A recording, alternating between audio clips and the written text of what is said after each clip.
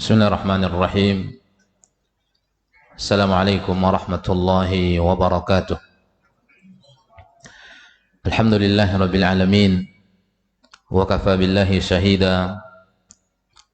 Wa sallallahu wa sallam wa baraka wa an'ama ala abdihi wa rasulih. Nabiyina wa habibina wa sayyidina wa maulana Muhammadin wa ala alihi wa sahabatihi wa man ihtada bihadihi wa iktafa atharahu ila yaumiddin. وسلم تسليما مزيدا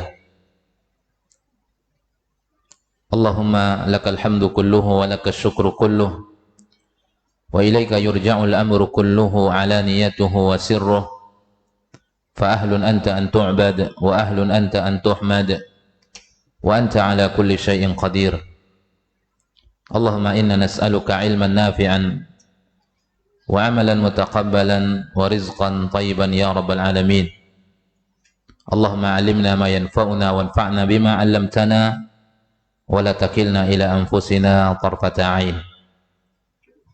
قال الله تبارك وتعالى في كتابه الكريم بعد أعوذ بالله من الشيطان الرجيم يا أيها الذين آمنوا اتقوا الله حق تقاته ولا تموتن إلا وأنتم مسلمون يا أيها الناس اتقوا ربكم الذي خلقكم من نفس واحدة وخلق منها زوجها وبث منهما رجالا كثيرا ونساء واتقوا الله الذي تساءلون به والأرحام إن الله كان عليكم رقيبا يا أيها الذين آمنوا اتقوا الله وقولوا قولا سديدا يصلح لكم أعمالكم ويغفر لكم ذنوبكم ومن يطع الله ورسوله فقد فاز فوزا عظيما. Ikhwani fid din, saudara-saudariku yang dimuliakan oleh Allah Rabbul Izzati wal Jalalah, bersyukur kita kepada Allah Tabaraka wa Ta'ala sampai detik ini Allah Jalla wa Ala masih memberikan kepada kita kesempatan yang sangat mulia, yaitu menghambakan diri kepadanya. Banyak di antara hamba-hamba Allah Subhanahu wa Ta'ala meninggalkan salat secara berjamaah bersama kaum muslimin, bahkan tidak sedikit juga di antara kaum muslimin meninggalkan salat. Walhamdulillah, kita termasuk orang-orang yang Allah berikan petunjuk agar kita melakukan salat, dan kita melakukan salat secara berjamaah bersama kaum muslimin. Dan ini di antara anjuran yang dianjurkan oleh Nabi sallallahu alaihi wasallam. Salah satu perintah yang diperintahkan oleh Nabi SAW bi an tuqamas salah, bahwa hendaklah seseorang itu melakukan salat di tempat-tempat yang dikumandangkan di tempat itu suara azan. Artinya lakukan salat secara berjamaah bersama kaum muslimin. Bahkan saking pentingnya salatul jamaah, ada di antara sahabat Nabi SAW mengatakan, وَلَقَدْ رَأَيْتُنَا وَلَا يَتَخَلَّفُ عَنْهَا, dan sungguh kami telah melihat kita-kita, kata beliau radhiyallahu an. Salah seorang sahabat namanya Ibnu Mas'ud, maka dia mengatakan bahwa dia melihat para sahabat-sahabat Nabi SAW berada di dalam masjid, dan aku telah menyaksikan sahabat-sahabat Nabi seluruhnya melakukan salat secara berjamaah bersama kaum muslimin. Dan tidak ada yang berpaling dari salat jamaah itu kecuali dua kemungkinan saja. Illa maridun, yang pertama adalah orang yang sakit, dan orang yang sakit diberikan uzur di dalam agama. Karena salah satu perkara yang diberikan uzur untuk tidak menghadiri salat berjamaah adalah orang yang sedang sakit. Maka orang yang sakit boleh salat di rumahnya. Kemudian au munafiqun ma'lumun nifaq, atau orang itu adalah orang munafik yang telah diketahui kemunafikannya. Artinya para sahabat menjadi kebiasaan mereka melakukan salat secara berjamaah bersama kaum muslimin. Mudah-mudahan kita termasuk orang-orang yang istiqamah di atas perintah Nabi SAW, istiqamah di atas kebaikan-kebaikan yang telah diperintahkan oleh Allah Jalla wa Ala. Salawat dan salam tercurahkan kepada Rasulullah SAW. Tersurahkan salat dan salam untuk keluarga Nabi, seluruh para sahabatnya, radhiyallahu anhum ajma'in wa man tabi'ahum bi ihsanin ila yaumiddin. Ma'asyiral kiram, ikhwani fid din wa akhwati fillah yang dimuliakan oleh Allah Azza wa Jalla. Sebenarnya yang menyampaikan kajian di malam hari ini Ustaz Isnain, akan tetapi beliau berhalangan, hafizahullah wa ra'ah, maka kita akan menggantikan, dan pembahasan kajian yang akan kita sampaikan sebagaimana tadi malam telah kita singgung sedikit pembahasan setelah azan, yaitu tentang al-hathu ala kathratil a'mal. Kita sampaikan tadi malam agar kita nanti di bulan Dzulhijjah memperbanyak ibadah kepada Allah Tabaraka wa Ta'ala. Maka di malam hari ini kita menyampaikan beberapa hal yang mesti kita lakukan sebagai persiapan menuju hari-hari terbaik yang telah diciptakan oleh Allah Tabaraka wa Ta'ala. Dan kenapa Allah Tabaraka wa Ta'ala menjadikan hari itu adalah hari-hari termulia?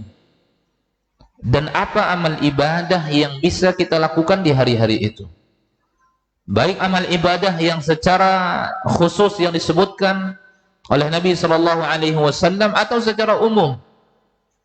Karena makna daripada anjuran memperbanyak ibadah di hari-hari yang mulia itu tidak hanya ibadah-ibadah yang dikhususkan saja, termasuk ibadah-ibadah secara umum.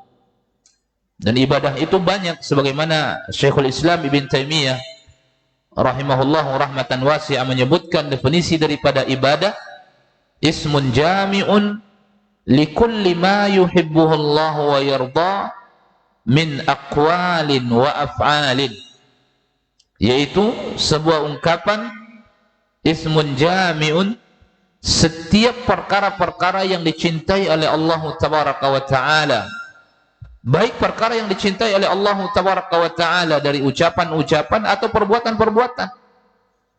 Apapun yang dicintai oleh Allah Jalla wa Ala yang keluar dari diri seorang hamba, maka itu adalah ibadah.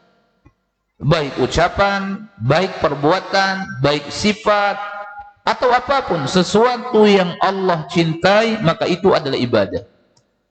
Maka dianjurkan pada musim-musim yang begitu mulia kedudukannya seorang muslim memperbanyak ibadah. Tidak hanya sekedar menambah jumlah ibadah yang apabila memang boleh ditambah jumlahnya, yang tidak terdapat takaran atau batas-batas tertentu pada ibadah itu, atau menambah dari sisi kualitasnya. Jadi yang ditambah baik kuantitasnya, andaikan ibadah itu tidak terbatas. Seperti salat wajib, kita tidak boleh menambah jumlahnya karena sudah ada batasannya. Salat subuh 2 rakaat, salat zuhur 4 rakaat, asar 4 rakaat, maghrib 3 rakaat, isya 4 rakaat. Lalu apa yang mesti kita tambah? Bukan jumlahnya, karena jumlahnya telah ditentukan, telah dibatasi oleh Nabi SAW. Orang yang menambah maka tidak sah salatnya. Maka yang mesti kita tambah adalah kualitasnya. Yang mesti kita tambah adalah bobotnya. Yang mesti kita tambah adalah mutunya. Bagaimana salat kita itu betul-betul mengacu kepada apa yang telah diajarkan oleh Nabi SAW, apa yang telah dicontohkan oleh Nabi. Karena sebaik petunjuk adalah petunjuk yang datang dari Nabi SAW. Wa khairul huda huda Muhammadin sallallahu alaihi wasallam. Sebaik-baik petunjuk adalah petunjuk yang datang dari Nabi sallallahu alaihi wasallam. Baik. Kita kembali kepada pembahasan persiapan yang mesti kita lakukan sebelum kita masuk ke dalam hari-hari terbaik di muka bumi Allah Tabaraka wa Ta'ala. Sekurang-kurangnya ada 3 persiapan yang mesti kita lakukan qabla maji tilkumul ayyam, sebelum datang kedatangan hari-hari yang mulia itu. Yang pertama, ma'asyarul kiram, at-taubatus sadiqah ila Allah Tabaraka wa Ta'ala. Dan ini persiapan yang sangat penting, terutama menyambut datangnya musim-musim ketaatan kepada Allah Jalla wa Ala. Sama begitu masuk bulan Ramadan, maka dianjurkan seorang muslim membersihkan dirinya terlebih dahulu, mensucikan dirinya terlebih dahulu, bertaubat kepada Allah Tabaraka wa Ta'ala. Maka Ramadan adalah bulan yang paling mulia yang diciptakan oleh Allah Jalla wa Ala. Tapi kalau kembali kepada hari-hari yang paling mulia yang diciptakan oleh Allah Jalla wa Ala, maka itu adalah 10 hari awal daripada bulan Dzulhijjah. Jadi beda antara Ramadan dengan Dzulhijjah. Kalau Ramadan unggulnya adalah sebutan bulannya.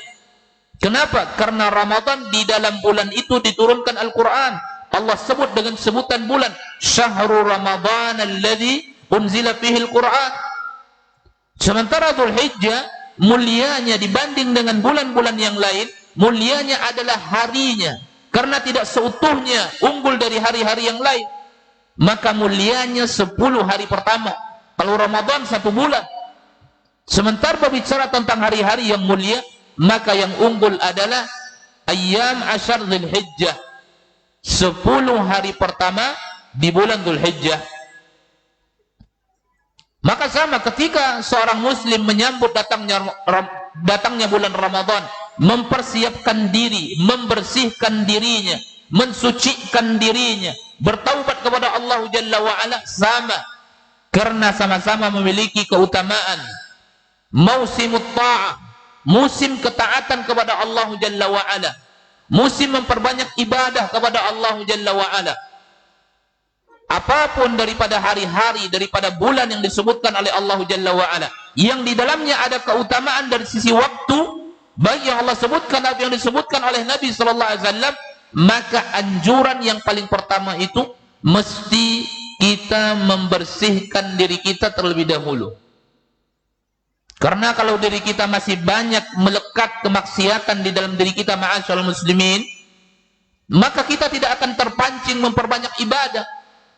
Kalaupun kita terpancing memperbanyak ibadah, mungkin orang-orang sekeliling kita memperbanyak ibadah, kemudian kita ikut memperbanyak ibadah, tapi pelaku maksiat tidak akan pernah tentram melakukan ibadah kepada Allah Jalla wa Ala. Dia tidak akan pernah merasakan ketenangan dalam beribadah kepada Allah Jalla wa Ala.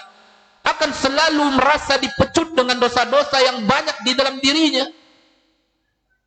Maka yang paling pertama yang mesti kita lakukan, menyambutnya dengan apa? Bitaubatis sadiqati ilallahi azza wa jalla. Kembali membersihkan diri, bertaubat kepada Allah Tabaraka wa Ta'ala dalam 2 hal. Pertama, bertaubat kepada Allah atas perkara-perkara yang menjadi hak Allah Tabaraka wa Ta'ala. Ada salat yang dilalaikan, ada puasa yang ditinggalkan dengan sengaja, kemudian ada hak-hak Allah Jalla wa Ala yang lain belum ditunaikan. Apapun yang menjadi hak Allah Tabaraka wa Ta'ala, bertaubat kepada Allah Subhanahu wa Ta'ala.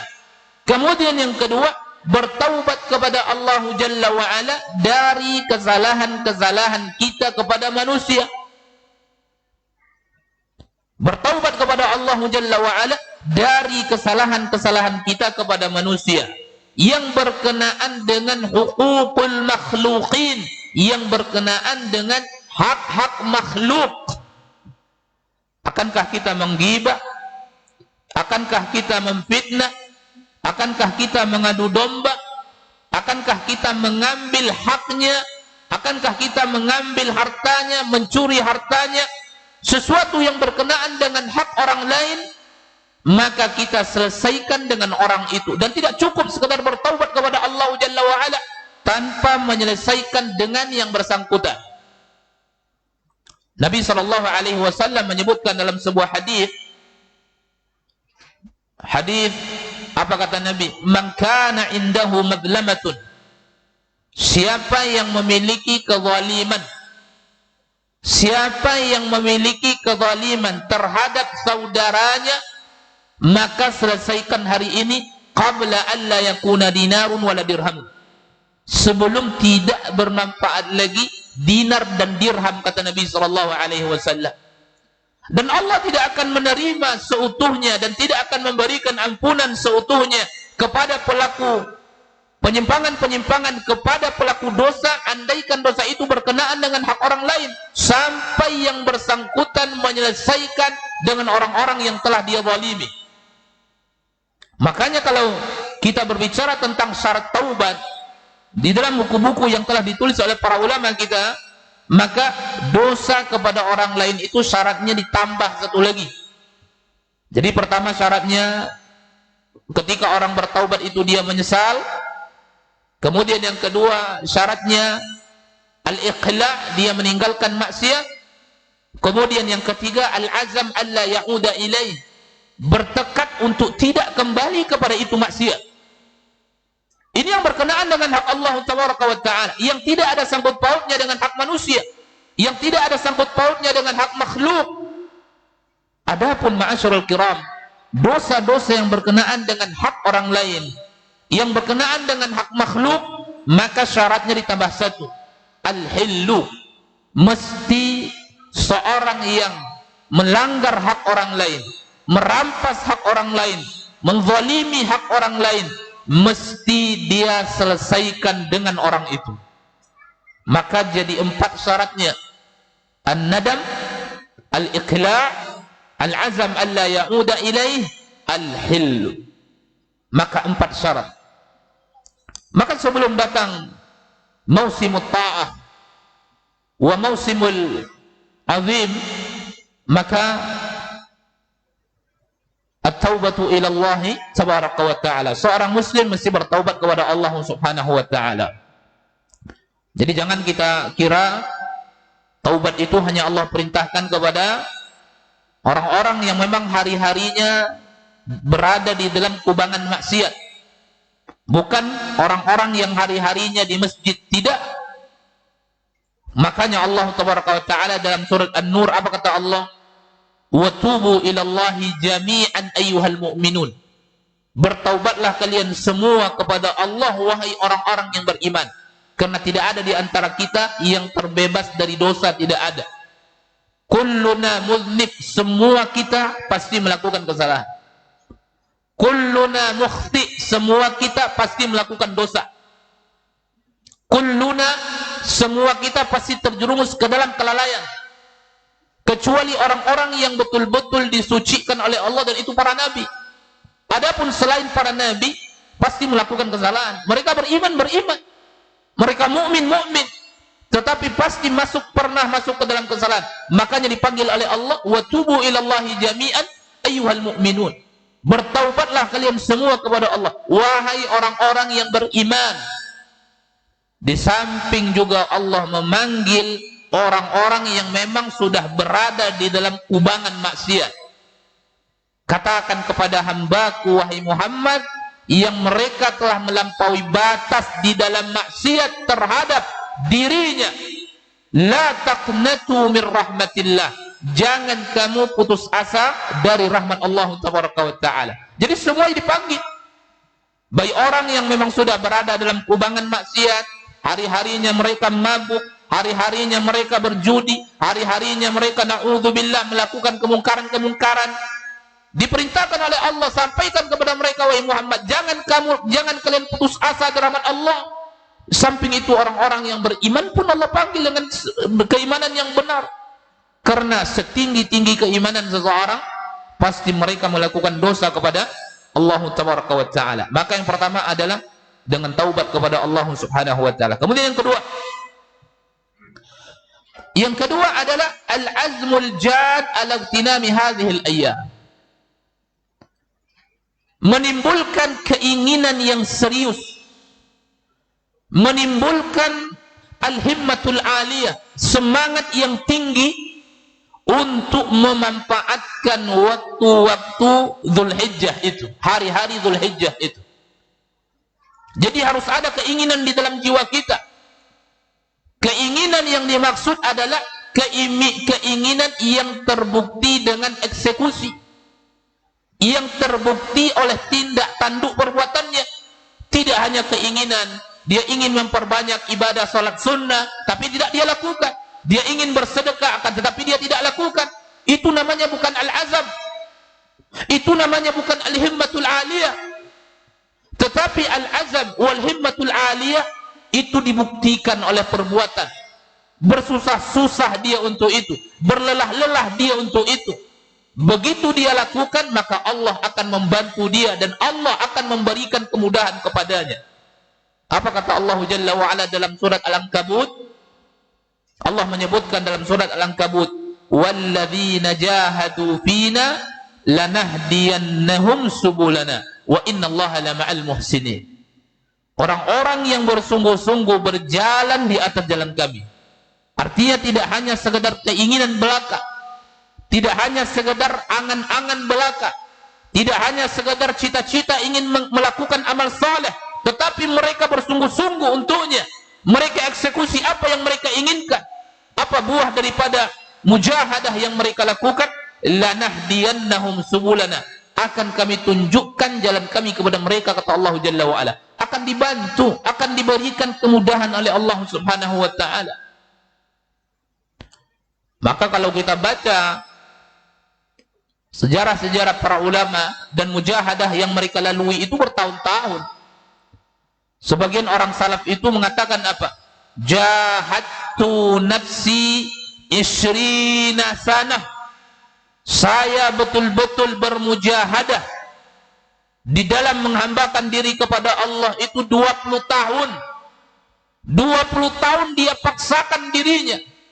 20 tahun dia rasakan keletihannya, dia rasakan kelelahannya. Tetapi setelah 20 tahun itu baru dia merasakan bagaimana manisnya beribadah kepada Allah Jalla wa Ala. Bahkan ada di antara mereka mengatakan apa? Sampai satu malam itu kebutuhan saya, hajat saya kepada Allah belum selesai, adzan subuh sudah dikumandangkan. Bayangkan, itu buah daripada 20 tahun, buah daripada 15 tahun, bahkan buah daripada 40 tahun bermujahadah. Sampai seperti itu sudah menjadi darah dagingnya. Setelah 20 tahun bermujahadah, bersungguh-sungguh, berlelah-lelah, berletih-letih, begitu lebih dari 20 tahun dia tidak merasakan lagi lelah dalam beribadah kepada Allah Jalla wa Ala. Sehingga pernah suatu ketika ada di antara orang salaf mengatakan apa? Sampai satu malam aku menyampaikan hajatku kepada Allah Jalla wa Ala. Belum selesai saya sampaikan hajatku kepada Allah Jalla wa Ala, adzan subuh sudah dikumandangkan. Kalau kita bagaimana? Mungkin hanya 5 menit, 10 menit sudah letih, sudah selesai. 8 jam lagi adzan subuh baru dikumandangkan. Tapi orang-orang salaf, begitu mereka salat, mereka tidak sadar ternyata adzan subuh sudah dikumandangkan. Dan itu tanpa mereka rasakan lagi itu setelah 20 tahun, setelah 30 tahun membina dirinya, bermujahadah. Kenapa? Karena terdapat di dalam dirinya al-himmatul aliyah, al-azmul qawi, al-azmul jad, kesungguhan yang sesungguhnya itu tertanam di dalam jiwa mereka itu. Maka dari sekarang ini, apa nanti kira-kira ibadah yang lebih kita kencangkan? Tilawatul Quran kita, bagian membaca Al-Quran yang kita lakukan setiap hari. Nanti keinginan yang kuat sekarang timbul. Nanti kalau sekarang mungkin dalam satu hari misalnya sekian halaman, misalnya 5 halaman atau 10 halaman. Begitu datang ayyamul ashar, kita tingkatkan menjadi 20 halaman, menjadi 30 halaman, menjadi 40 halaman, dan betul-betul dieksekusi nanti. Tidak hanya amniyah, tidak hanya angan-angan belaka, tidak hanya keinginan belaka, tetapi buktikan nanti dengan mujahadah yang kita lakukan kepada Allah Taala. Ketika benar yang kita lakukan, di hari pertama kita perlihatkan mujahadah kita, di hari kedua kita perlihatkan mujahadah kita, Allah akan membantu kita. Lanahdiyannahum subulana, kata Allah, akan kami tunjukkan jalan kami kepada mereka, kata Allah Taala. Dibimbing kita oleh Allah Jalla wa Ala. Ini janji. Jadi janji dari Allah Taala, Allah akan membantu orang-orang yang bersungguh-sungguh berjalan di atas jalannya. Kemudian yang ketiga, ma'asyiral kiram, ikhwani fid din, yang dimuliakan oleh Allah Jalla wa Ala, ini persiapan yang terakhir. Yang ketiga, tarkul ma'asi wadh-dhunub. meninggalkan pintu-pintu kemaksiatan dan meninggalkan pintu-pintu dosa. Jadi taubat itu tidak hanya sekadar taubat tanpa peduli lagi apa yang ada setelah taubat itu. Dia sudah menyesal, kemudian dia tinggalkan kemaksiatan, kemudian bertekad untuk tidak kembali kepada kemaksiatan. Tidak hanya sekedar itu, mesti ada usaha dengan usaha yang kuat. Bagaimana dia mempertahankan taubatnya kepada Allah Taala. Baru taubat hari ini, besok kembali kepada kemaksiatan. Artinya tidak sungguh-sungguh dia di dalam meninggalkan kemaksiatan. Ketika dia taubat, dia tinggalkan kemaksiatan itu, dia jauhi dari kemaksiatan itu, tapi 2 hari 3 hari kembali. Mana kesungguhannya untuk meninggalkan kemaksiatan itu? Mana kesungguhan yang luar biasa di dalam menjauhkan diri dari kemaksiatan-kemaksiatan itu? Mana usaha? Kalau misalnya dia bertaubat misalnya dari dosa-dosa yang biasa dia lakukan, berkumpul di tempat-tempat yang tidak baik. Kalau sudah berkumpul di tempat-tempat yang tidak baik, pasti banyak dosanya. Bisa jadi ada dosa fitnah di situ, bisa jadi ada dosa mengadu domba di situ, bisa jadi ada dosa menggibah di situ. Kalau sudah bertaubat, tinggalkan tempatnya, jangan kembali ke situ. Karena kalau kembali ke situ, kembali dia melakukan dosa itu. Jadi tidak hanya sekedar bertaubat, tetapi segala sarana yang andaikan kira-kira kembali memasukkan dia ke dalam jurang maksiat itu, termasuk itu sarana dia tinggalkan, termasuk itu sarana dia tutup rapat-rapat. Itulah mujahadah dalam meninggalkan kemaksiatan. Karena kalau tidak demikian, ma'asyiral kiram, pasti kita kembali lagi kepada kemaksiatan itu. Pergi lagi ke tempat yang tidak baik, sama saja. Bersahabat kembali dengan orang-orang yang tidak baik, sama saja. Datang lagi ke tempat-tempat maksiat, sama saja. Maka apa kira-kira yang akan menjauhkan diri kita dari kemaksiatan-kemaksiatan itu? Tempat, kalau kita dekati kita akan melakukan maksiat, berarti jangan kita dekati tempat itu. Sahabat-sahabat, andaikan mereka, kalau kita dekati kembali mereka menjerumuskan kita dalam kemaksiatan itu, jangan kita bersahabat dengan mereka-mereka. Sahabat-sahabat yang suka menghibah, yang suka mengadu domba, andaikan kembali kita berteman dengannya, kita kembali mendengarkan kebiasaan yang diharamkan oleh Nabi SAW, mengucapkan ucapan yang diharamkan oleh Nabi, jangan bersahabat dengan mereka-mereka. Ini bentuk daripada apa? Usaha meninggalkan kemaksiatan, usaha menutup diri dari segala bentuk kemaksiatan. Kalau tidak kita lakukan, kita akan kembali kepada kemaksiatan-kemaksiatan yang dibenci oleh Allah Jalla wa'ala.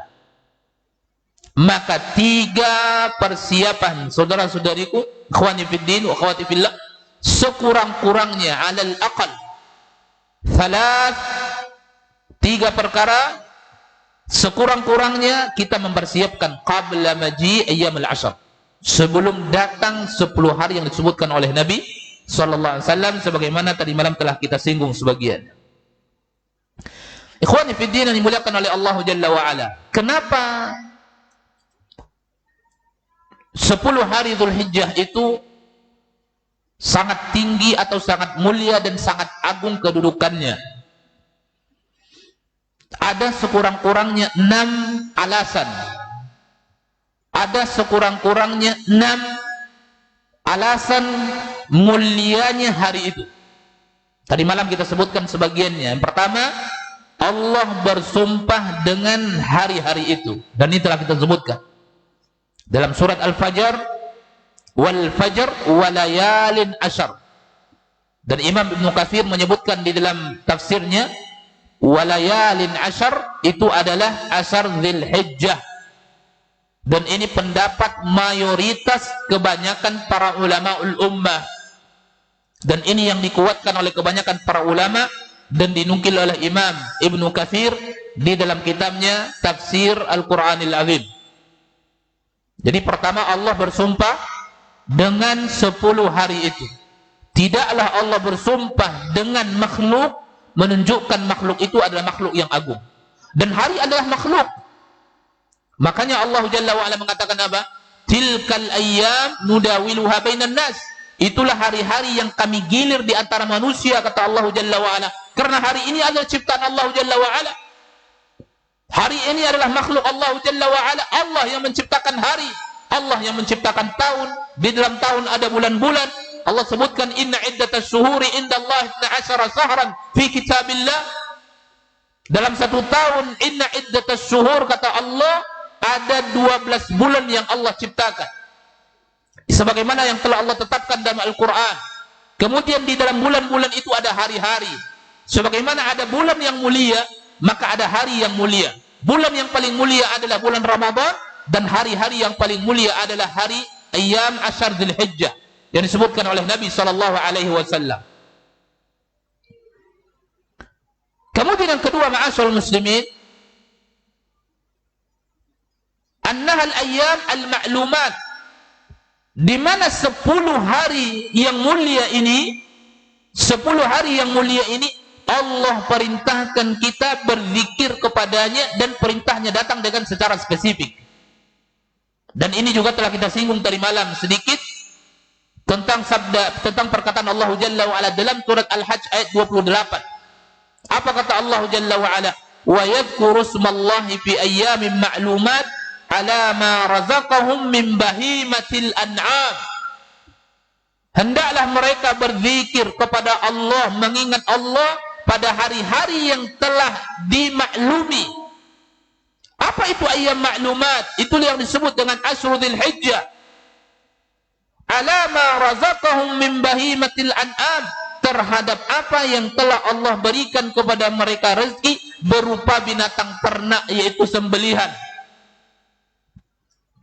Wa jumhurul ulama, dan kebanyakan para ulama, mayoritas para ulama, ala annal ayyamal ma'lumat hiya Ashru Dzulhijjah. Yang dimaksud dengan ayyam al-ma'lumat itu adalah 10 hari Dzulhijjah, dan ini disebutkan riwayatnya datang dari Ibnu Umar dan Ibnu Abbas, mufassirus sahabah. Satu bagian daripada, termasuk daripada ahli fikihnya sahabat, fuqahaus sahabah Ibnu Umar, dan satu lagi termasuk ahli tafsirnya para sahabat Ibnu Abbas, yang Nabi SAW mendoakan dia agar Allah memudahkan baginya untuk memahami Al-Quran. Nabi mengatakan, Allahumma allimhu ta'wil, ya Allah ajarkan dia penafsiran Al-Quran.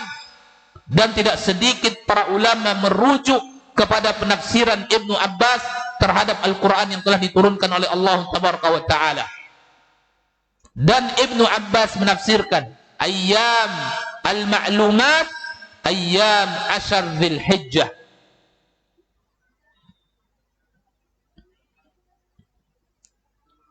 Kemudian Nabi SAW menjadikan hari-hari itu hari-hari yang paling mulia dari hari-hari yang lain, sebagaimana disebutkan oleh Nabi SAW dalam sebuah hadis yang dikeluarkan oleh Imam Al-Baraz di dalam kitabnya, dan juga dikeluarkan oleh Imam Ibn Hibban di dalam kitabnya, dan disahihkan oleh Syalbani rahimahullah.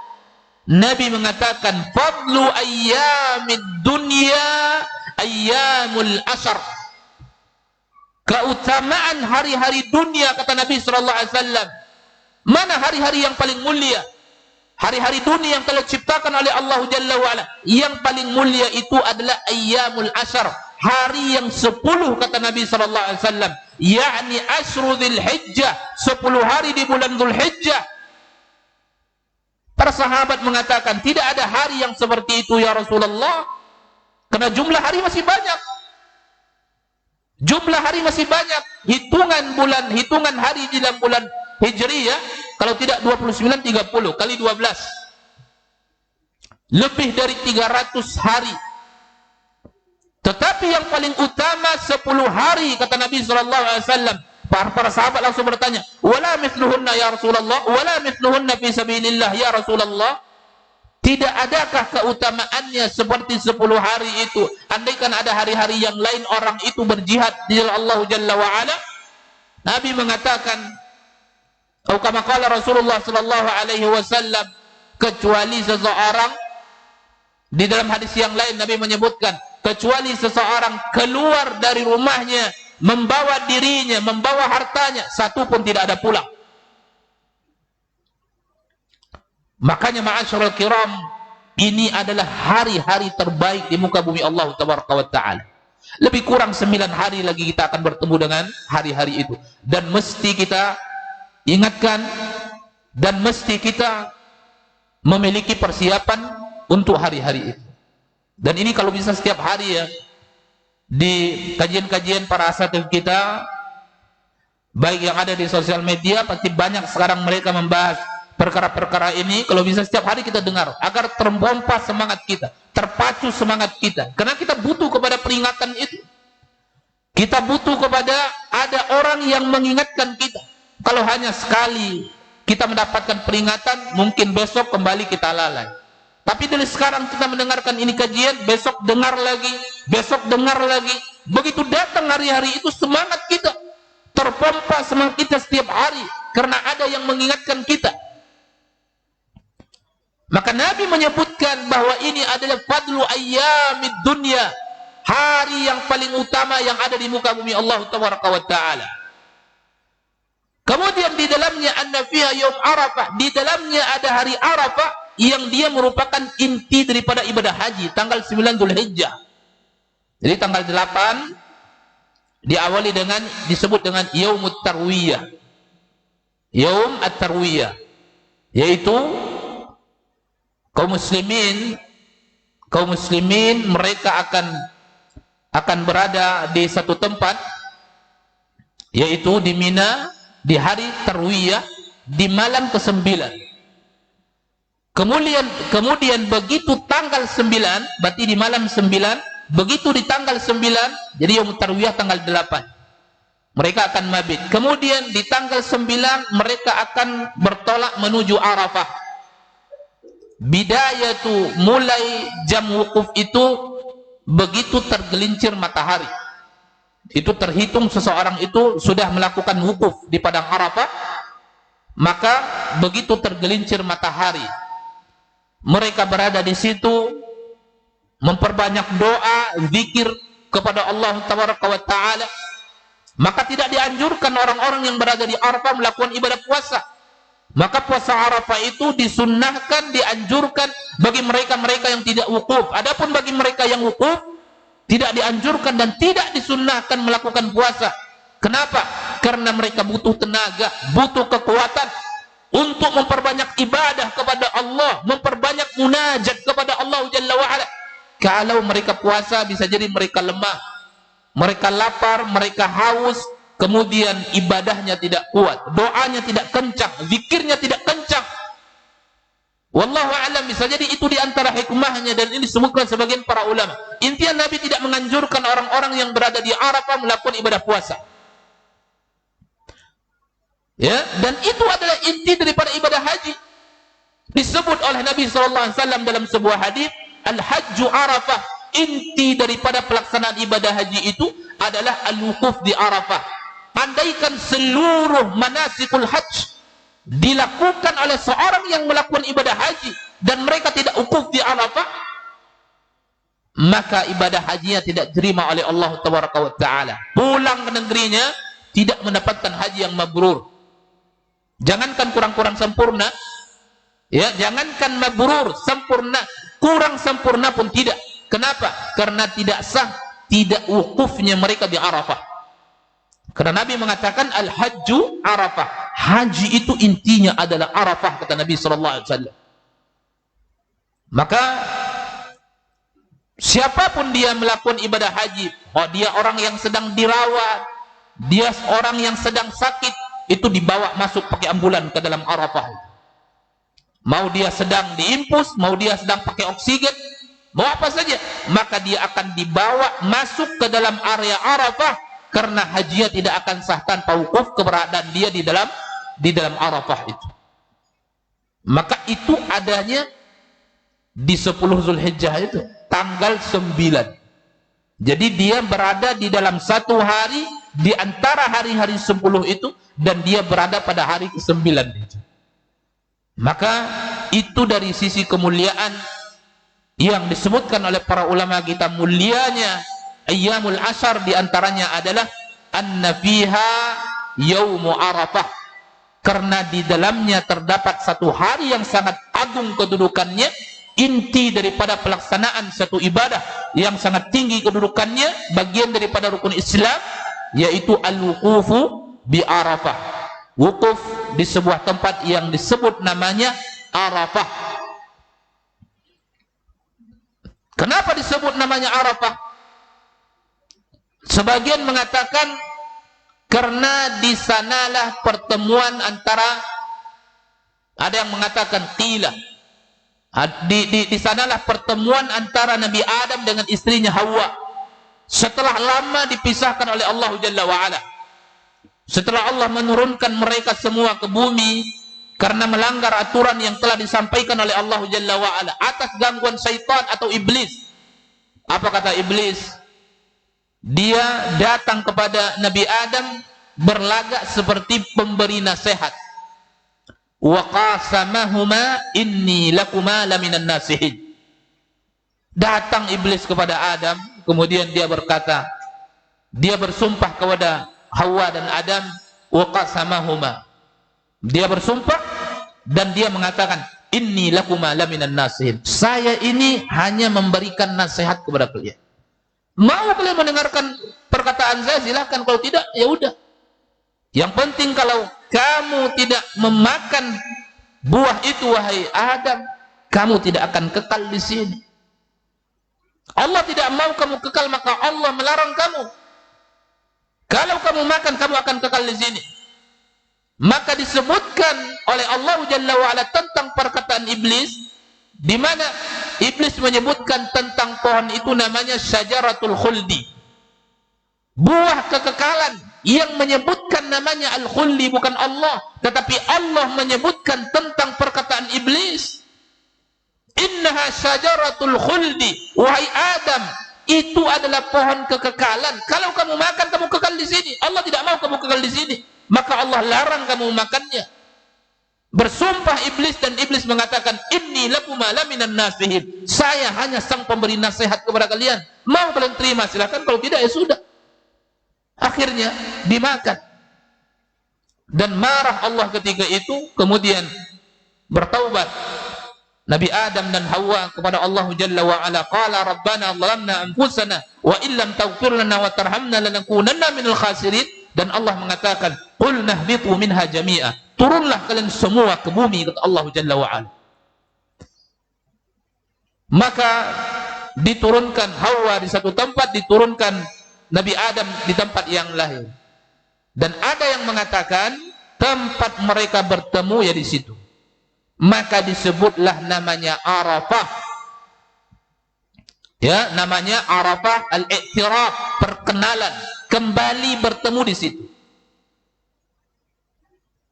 Kemudian dikatakan, wallahu a'lam, ini yang kedua lebih kuat pendapatnya, pendapat yang kedua. Kenapa dinamakan dengan Arafah? Ya, karena di situ tempat kaum muslimin menyampaikan, memberikan pengakuan, i'tiraf. Arafah, i'tiraf, mereka mengakui kesalahan-kesalahannya kepada Allah Jalla wa'ala. Kalau ada orang wukuf di Arafah hanya sekedar berzikir-zikir saja, tapi tidak mengakui kesalahan-kesalahannya kepada Allah, berarti parah itu. Kenapa demikian? Karena itulah saatnya kita itu berharap dengan harapan yang sangat luar biasa kepada Allah Jalla wa'ala, mengharapkan belas kasihan dari Allah Jalla wa'ala. Semua dosa mesti kita lakukan pengakuannya, ya Allah, saya pernah begini, ya Allah, dan berikan ampunan kepada saya, ya Allah. Maka kaum muslimin mereka akan mengakui dosa-dosanya, kesalahan-kesalahannya kepada Allah Jalla wa'ala. Di mana? Di padang Arafah. Karena itu disebut namanya adalah Arafah, tempat mengakuinya kaum muslimin yang melakukan ibadah haji, kesalahan-kesalahannya, maksiat-maksiatnya kepada Allah Tabaraka wa Ta'ala.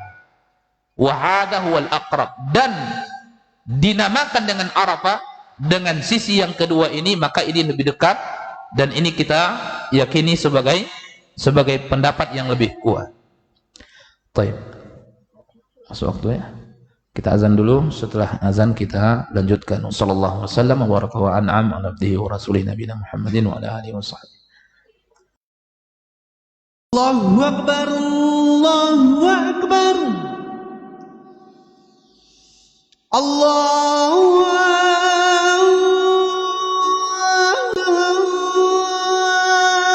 akbar, Allahu akbar. Asyhadu an la ilaha illallah.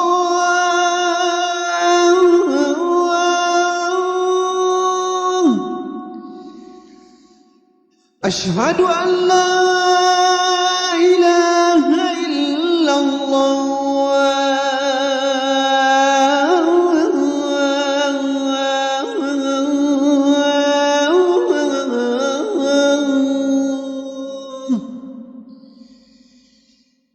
Asyhadu anna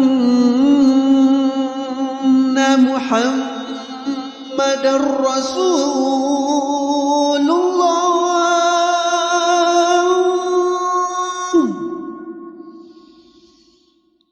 Asyhadu anna Muhammadar Rasulullah.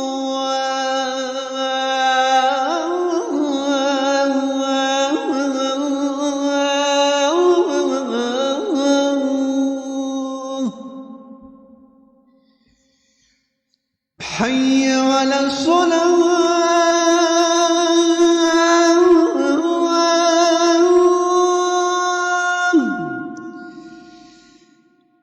حي على الصلاة.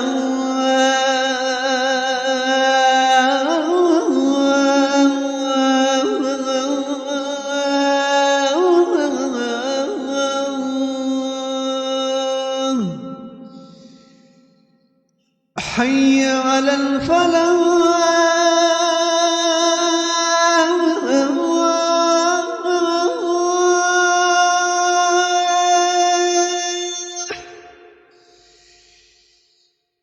حي على الفلاح.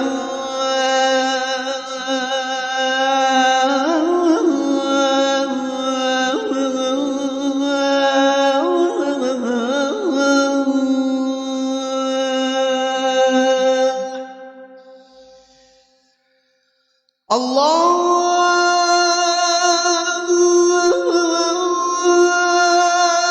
akbar, Allahu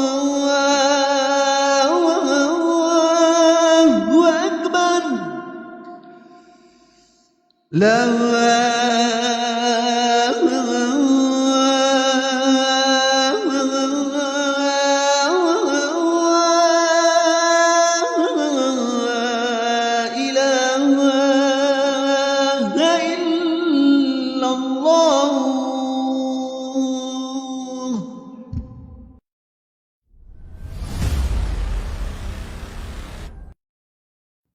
Pegangan seorang mukmin, seorang mukminah yang paling utama adalah amalus saleh, amal yang saleh.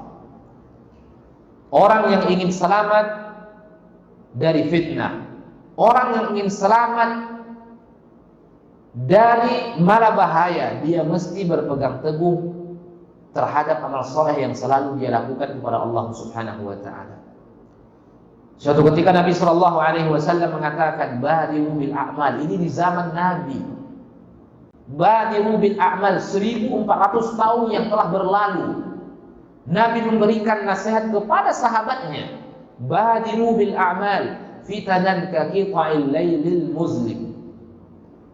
Bersegeralah kalian beramal, kata Nabi sallallahu alaihi wasallam. Akan terjadi sebuah fitnah bagaikan malam yang gelap gulita.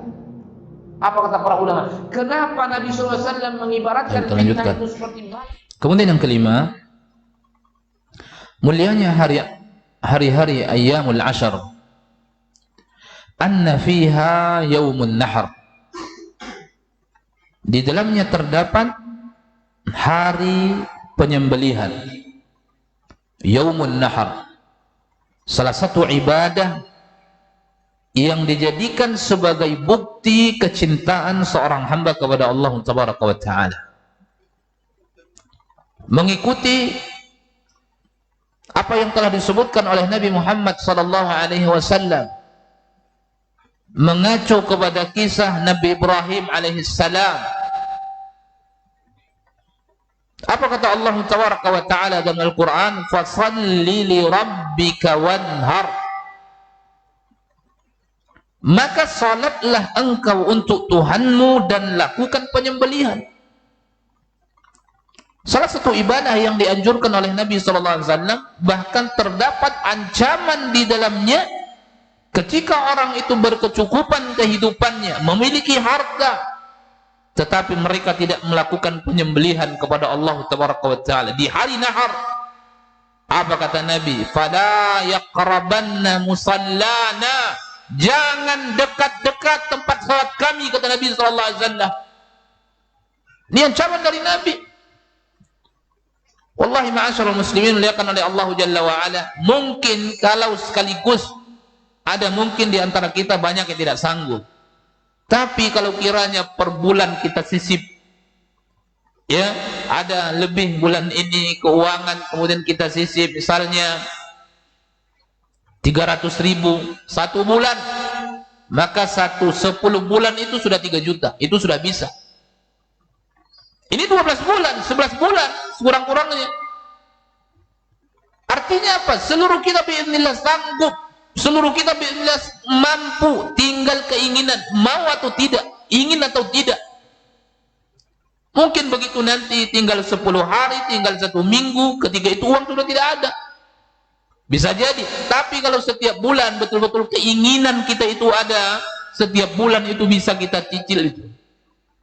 300.000 setiap bulan, 10 bulan 3 juta, bisa kita berkurban, bisa kita melakukan udhiyah. Perintah Allah Jalla wa Ala, anjuran dari Nabi SAW yang Nabi mengancam siapa yang punya kelapangan, kata Nabi SAW, tapi tidak mau berkurban, fala yaqrabanna musallana. Jangan sekali-kali dekati tempat salat kami, kata Nabi SAW. Ancaman dari Nabi SAW. Makanya para ulama berbeda pendapat hukumnya ini, apakah wajib atau sunnah muakkadah. Dan itu adanya di hari 10 Dzulhijjah itu, di tanggal 10-nya. Dan itu adalah hari semulia-mulia daripada hari di muka bumi Allah Tabaraka wa Ta'ala. Nabi menyebutkan dalam sebuah hadis yang dikeluarkan oleh Imam Abu Dawud dan Imam An-Nasai dan disahihkan oleh Syalbani rahimahullah, a'zamul ayyam indallahi yaumun nahri. Seagung-agung hari di sisi Allah adalah yaumun nahar, hari sembelihan.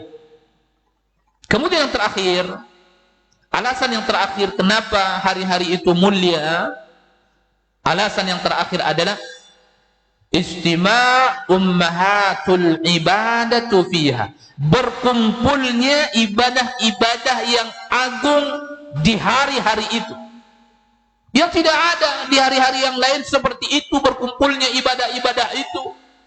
Di hari yang lain ada ibadah, tapi berkumpulnya ummahatul ibadah tidak seperti di 10 hari Dzulhijjah itu. Dan sebagaimana Imam Ibnu Hajar Al-Asqalani menyebutkan dalam kitabnya Fathul Bari Syarah Bukhari, dia mengatakan apa?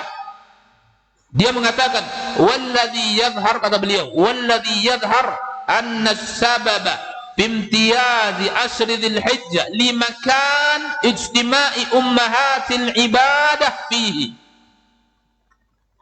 Adapun tampak dengan jelas, kata beliau, sebab mulianya hari-hari itu dibanding dengan hari-hari yang lain, limakani istima' ummahatil ibadah fihi, berkumpulnya ibadah-ibadah besar, berkumpulnya ibadah-ibadah agung dalam satu waktu, yaitu hari 10 itu. Wahiyas salah, wassiyam, wassadaqah, walhajj. Tidak ada hari-hari yang lain seperti itu. Mungkin setiap saat ada ibadah umrah, tetapi tidak setiap saat ada ibadah haji. Mungkin setiap saat ada ibadah salat, pasti, tetapi tidak setiap saat ada penyembelihan yaumun nahar. Maka karena berkumpulnya ummahatul ibadah di hari-hari itu, maka hari itu pun menjadi hari yang mulia. Dan ini disebutkan oleh Imam Ibn Hajar, wala yata'atta dzalika fi ghairihi, dan itu tidak akan sempurna adanya di hari-hari selain daripada hari 10 yang disebutkan oleh Nabi sallallahu alaihi wasallam. Ikhwani fid din wa akhwati fillah, dimuliakan oleh Allah Jalla wa Ala. Oleh karenanya setiap kita mesti melakukan persiapan seperti yang telah kita sebutkan tadi. Dan orang-orang yang belum lagi timbul di dalam jiwanya keinginan yang kuat, maka hendaklah dia mengobati hatinya dengan segera. Jadi penawaran bukan penawaran biasa-biasa ini. Kalau adalah tempat-tempat kita bekerja, apa kata direkturnya? Siapa besok yang masuk di hari Ahad? Ya, bulan ini. Siapa yang masuk di hari Ahad? Minggu pertama, Ahad pertama, Ahad kedua, Ahad ketiga, Ahad keempat. Siapa yang masuk, maka gajinya akan dibayar 2 kali lipat. Kalau gajinya 5 juta, berarti besok gajian 10 juta. Kalau gajinya 6 juta, berarti gajiannya 6 juta. Saya yakin seluruh karyawan itu akan mengorbankan hari Ahadnya untuk masuk ke dalam kantor ini. Itu perkara dunia. Begitu selektifnya seseorang menilai dalam perkara-perkara dunia, mendapatkan gaji 2 kali lipat, bahkan mungkin lebih, tetap dia mau itu. Walaupun mungkin dia sudah punya janji dengan keluarganya, punya janji dengan orang lain, dia utamakan itu. Tetapi sesuatu yang Allah tawarkan kepada kita, sesuatu yang Nabi tawarkan kepada kita, wallahi beribu-ribu kali lipat dibanding kebaikan-kebaikan dunia itu. Maka kalau kita berdagang dengan Allah Jalla wa Ala, tidak akan pernah rugi ma'asyiral muslimin. Kalau kita berbisnis dengan Allah Jalla wa Ala, tidak akan pernah rugi. Tapi intinya satu, ikuti apa yang Allah perintahkan, ikuti apa yang dianjurkan oleh Nabi sallallahu alaihi wasallam, pasti kita menang itu. Diberikan kemenangan kepada kita oleh Allah Tabaraka wa Ta'ala. Orang yang tidak terpancing jiwanya untuk memperbanyak ibadah, terutama di bulan-bulan musim-musim ketaatan itu, maka perhatikan hatinya. Berarti hatinya ada sesuatu, ada penyakit yang bersarang di dalam hatinya. Maka ada beberapa obat hati disebutkan. Ada sebuah perkataan mengatakan apa? Dawa'u qalbika khamsun inda qaswatihi. Obat penyakit hatimu ada 5 ketika hatimu dalam keadaan kesat, dalam keadaan keras. Jadi kalau sudah malas ibadah, malas kajian, malas melakukan pintu-pintu kebaikan, hati itu sudah mulai kesat itu. Ketika Allah sebutkan bulan-bulan utama, ketika Nabi sebutkan hari-hari utama, tidak terpancing jiwa kita memperbanyak ibadah di hari-hari itu, maka rujuklah hati kita itu. Perhatikan, hati kita sedang butuh kepada pengobatan.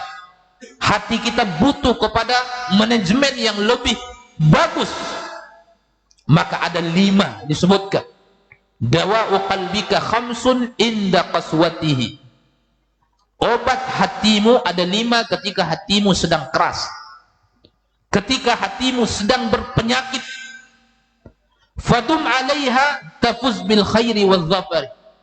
Senantiasalah engkau mempertahankan yang 5 itu, engkau akan menang dengan kebaikan dan engkau akan menang dengan kemenangan-kemenangan. Khala'u batnin. Yang pertama adalah kosongnya perut. Apa maksud kosongnya perut? Tidak makan dengan cara berlebih-lebihan. Makanya ada sebuah ungkapan apa? Wala tukthirul akal. Jangan terlalu berlebih-lebihan makan itu. Makan boleh, silakan. Bahkan makan kita butuh untuk kembali memasukkan tenaga ke dalam jiwa kita, ke dalam diri kita. Dengan tenaga itu kita bisa beribadah kepada Allah Jalla wa Ala. Tetapi makan dengan cara berlebih-lebihan akan membuat kita lalai, membuat kita mengantuk, kemudian mengantuk tinggal ibadahnya. Maka khala'u batan, tidak makan dengan cara berlebih-lebihan. Dan ma'asyarul muslimin, sesuatu yang berlebihan itu termasuk daripada bagian sumber penyakit. Makanya Allah Jalla wa'ala mengatakan apa? Allah tidak melarang kita makan dan Allah tidak melarang kita minum. Allah mengatakan, kulu washrabu, kata Allah, makanlah kalian dan minumlah kalian. Tapi kuncinya satu, wala tusrifu, jangan kalian berlebihan dalam makan dan kalian minum dan dalam minum itu. Tidak boleh. Kemudian yang kedua, wa Qur'anun tadabbaruhu. Obat hati yang kedua adalah Quran yang mesti selalu dia tadabburi. Wallahi, banyak ketentraman akan kita rasakan ketika kita duduk bisa mentadabburi Al-Quran. Ketika kita duduk mencermati, mentadabburi Al-Quran, baik dan Al-Quran banyak bisa kita tadabburi, dari sisi maknanya, dari sisi menafsirannya, dari sisi ilmunya, dari sisi bahasanya, indah seluruhnya. Tidak ada manusia yang bisa mendatangkan seperti Al-Quran. Maka ketika bangsa Arab ketika itu menuduh Nabi yang membuat Al-Quran, ditantang oleh Allah Jalla wa'ala. Kalau sekiranya kalian tidak percaya, kata Allah Jalla wa'ala, datangkan semisal Al-Quran, kata Allah Jalla wa'ala, in kuntum shadiqin, kalau kalian betul-betul benar dalam dugaan kalian itu, datangkan, kata Allah Jalla wa'ala. Tetapi satu pun tidak sanggup. Jangankan membawa seperti Al-Quran, satu surat, jangankan satu surat, satu ayat pun bangsa Arab tidak mampu mereka mendatangkan seperti Al-Quran itu. Padahal mereka orang yang pintar-pintar ilmu bahasanya, ilmu balaghahnya, ma'aninya, badi'nya, ilmu sastranya, tapi tidak bisa mendatangkan seindah satu ayat seperti Al-Quran. Jangankan satu Al-Quran, satu ayat ditantang oleh Allah, satu pun tidak ada yang sanggup. Dan orang yang bisa mentadabburi Al-Quran, wallahi dia merasakan ketentraman karena berkah. Apa kata Allah Jalla wa'ala? Kitabun anzalnahu mubarakun liyadabbaru ayati wal yatadhakkara ulul albab. Kitab yang kami turunkan, kata Allah Jalla wa'ala, yang diberkahi, liyadabbaru ayati, agar mereka mentadabburi ayat-ayatnya, wal yatadhakkara ulul albab, agar orang-orang yang berakal mengambil pelajaran dari Al-Quran itu. Kapan? Setelah mereka mentadabburi itu. Banyak ya, ketika mulai mentadabburi, baru mulai itu sudah langsung luluh hatinya. Banyak orang di masa dahulu itu, di antara sebab keislaman mereka itu ketika mereka berusaha atau mencoba membaca Al-Quran. Umar ibn Khattab baru membaca Bismillahirrahmanirrahim di dalam surat Taha di rumah saudarinya, baru membaca Bismillahirrahmanirrahim. Begitu Umar ingin mengambil mushaf ketika itu, saudarinya Hafsah mengatakan, la tamus, jangan engkau sentuh Al-Quran wahai Umar. Kalau engkau ingin menyentuhnya, mandi engkau terlebih dahulu, bersihkan jiwamu terlebih dahulu. Maka Umar pun mandi. Setelah dia mandi, maka dia sentuh mushaf, lalu dia membaca, dan tertulis di awal-awal surat Taha Bismillahirrahmanirrahim ini dibaca oleh Umar. Begitu Umar membacanya, Bismillahirrahmanirrahim, baru membaca Bismillahirrahmanirrahim, Umar sudah terkesima, sudah takjub. Kenapa? Karena dia tahu dan mengerti maknanya, mengerti bahasanya, mengerti ilmunya. Umar mengatakan, wallahi ma ajmalu hadzal ism, demi Allah betapa indahnya nama ini. Nama mana? Ar-Rahman Ar-Rahim. Sekarang betapa banyak kaum muslimin membaca Bismillahirrahmanirrahim lewat begitu saja, tanpa ada makna yang didapatkan dari situ, tanpa ada jiwanya terkesima melihat keterangan-keterangan Bismillahirrahmanirrahim. Baca keterangan-keterangan para ulama kita tentang Bismillahirrahmanirrahim, apa ilmunya, apa pemahamannya, apa maknanya, apa maksudnya. Dari situ kita mengerti bagaimana indahnya Al-Quran itu. Maka obat hati yang kedua apa? Wa Qur'anun tadabbaruhu, Al-Quran yang selalu dia tadabburi.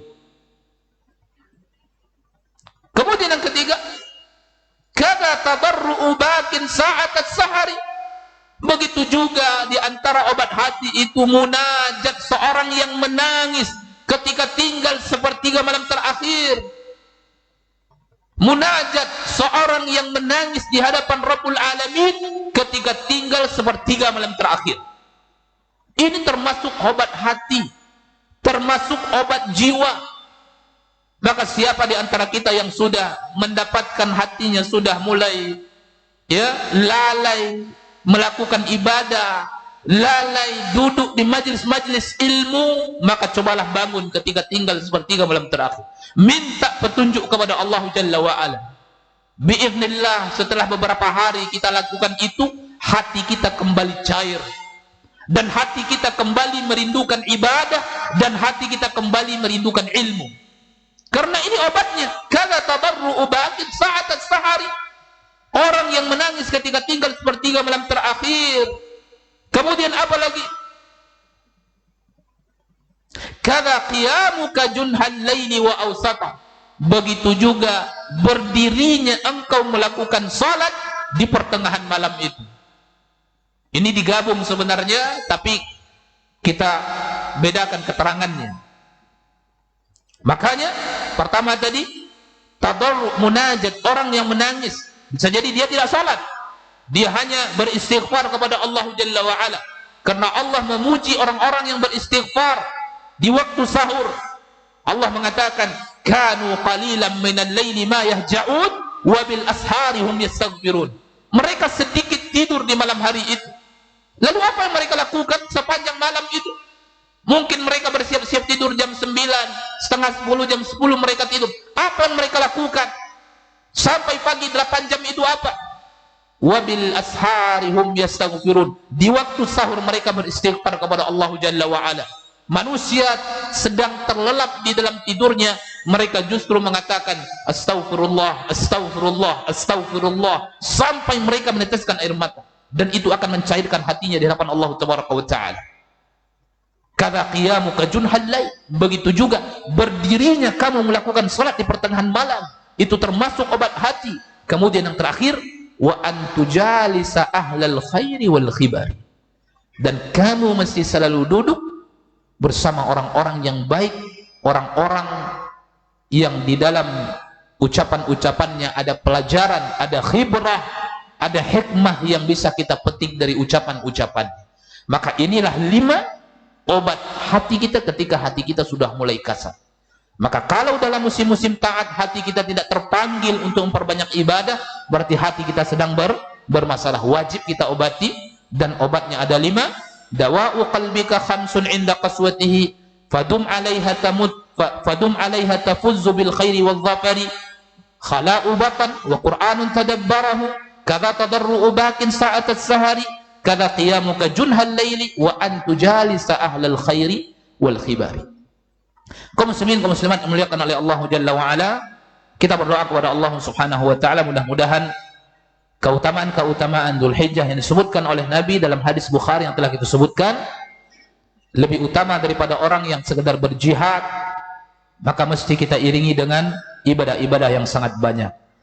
Kita sebutkan dengan singkat, pertama adalah melakukan manasikul haji wal umrah, melakukan ibadah haji, ini ibadah khusus.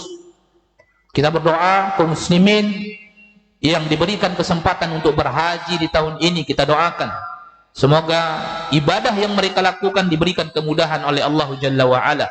Dijadikan ibadah yang mereka lakukan ibadah yang mabrur. Dan kaum muslimin yang belum diberikan kesempatan oleh Allah Jalla wa'ala, kita berdoa mudah-mudahan di waktu-waktu yang lain diberikan kesempatan oleh Allah Tabaraka wa Ta'ala. Kemudian yang kedua, puasa. Puasa disunnahkan dan dianjurkan dari awal sampai nanti tanggal 9. Tetapi ketika terkendala, ma'asyiral kiram, ada beberapa kendala yang tidak bisa kita lakukan seutuhnya, maka jangan sampai ketinggalan puasa Arafah.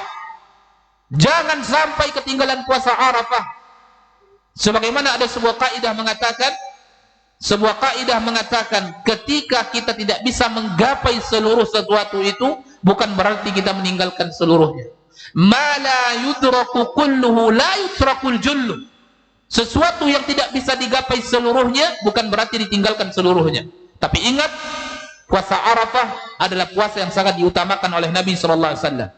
Di dalam sebuah hadis Nabi mengatakan, Nabi SAW mengatakan, siyamu yaum Arafah, kata Nabi, puasa di hari Arafah, ahtasibu 'ala Allahi ayyukaffira as-sanata allati qabla was-sanata allati ba'da. Puasa di hari Arafah, hadis Imam Muslim. Puasa di hari Arafah, saya berharap kepada Allah Jalla wa Ala, Allah ampuni dosa-dosa pelakunya 1 tahun yang telah berlalu dengan 1 tahun yang akan datang. Subhanallah, 1 tahun dengan melakukan ibadah 1 hari saja, 14 jam kita menahan diri dari makan dan minum, seluruh yang dapat batalkan puasa diberikan 2 tahun pengampunan dosa oleh Allah Tabaraka wa Ta'ala. Kemudian yang ketiga, as-salah, memperbanyak salat-salat sunnah, memperindah salat wajib, memperbanyak salat sunnah.